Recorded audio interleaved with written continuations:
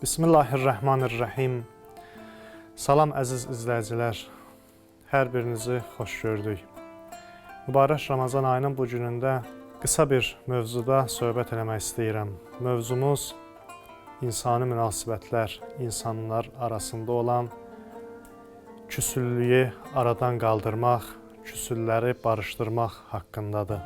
Ənfal surəsinin 1-ci ayəsində Allah buyurur: və əslihu zətə beynikum.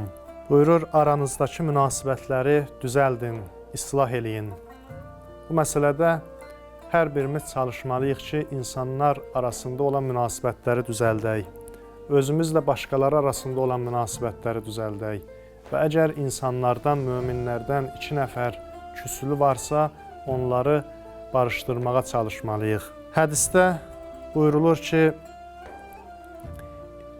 möminlərin əmiri İmam Əli əleyhissalam şəhadət yatağında son vəsiyyətlərini edərkən övladlarına belə buyurmuşdu: İnni səmi'tu cəddəkuma Rasulallah yəqulu islahu zatil beyni əfdəlu min ummətis salah və siyam.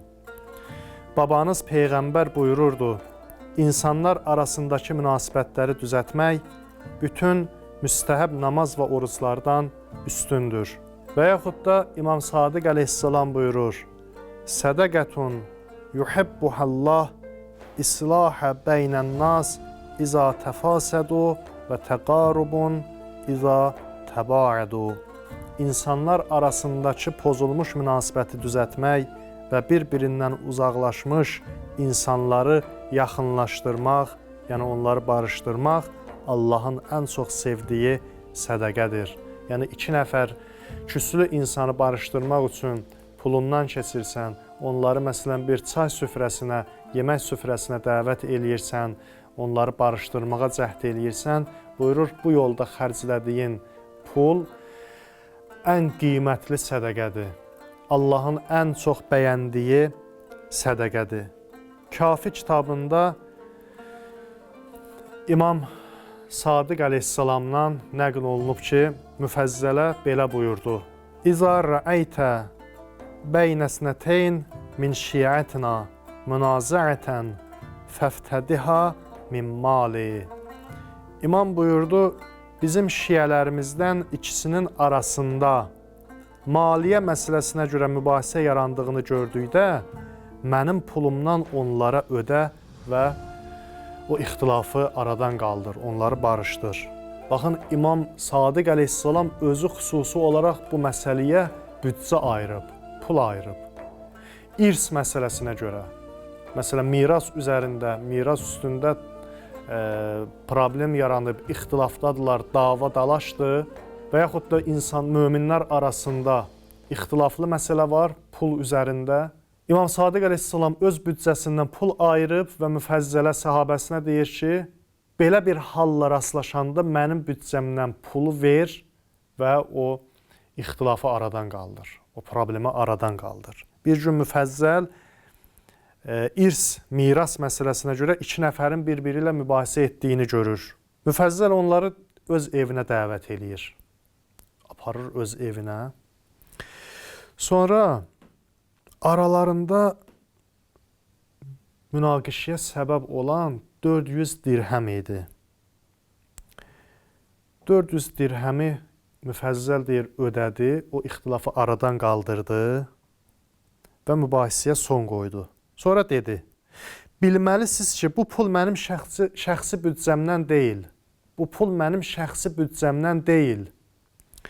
İmam Sadiq əleyhissalam bu kimi ixtilaflı məsələlərin həlli üçün özünün məndə olan vəsaitindən istifadə edib dostları arasında sülh və barışıq yaratmağa göstəriş verib. Yəni, mənə pul verib, məndə büdcə var, İmam Sadiq əleyhissalamın puludur.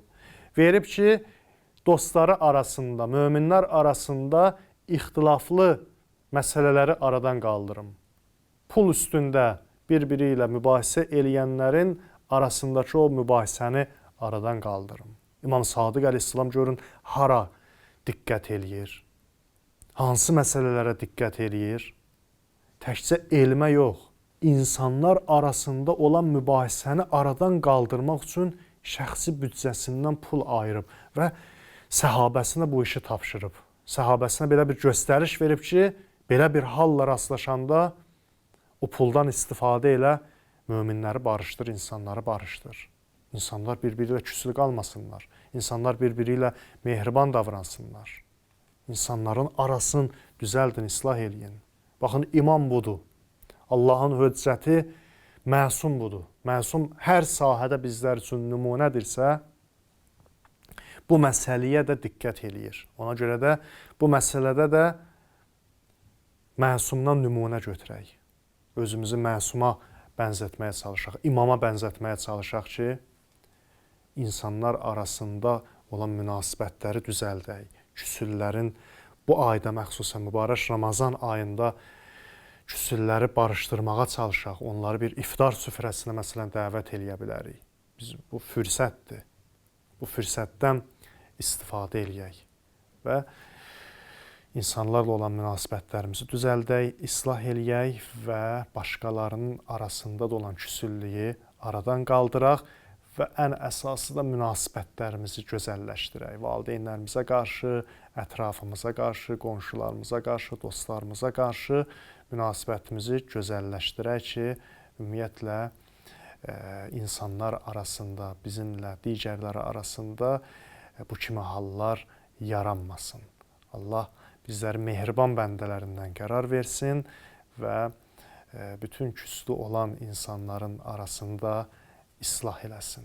Allah bu işdə bizləri, cəmiyyətimizi müvəffəq eləsin inşallah. Bugünkü söhbətimizdə bu qədər.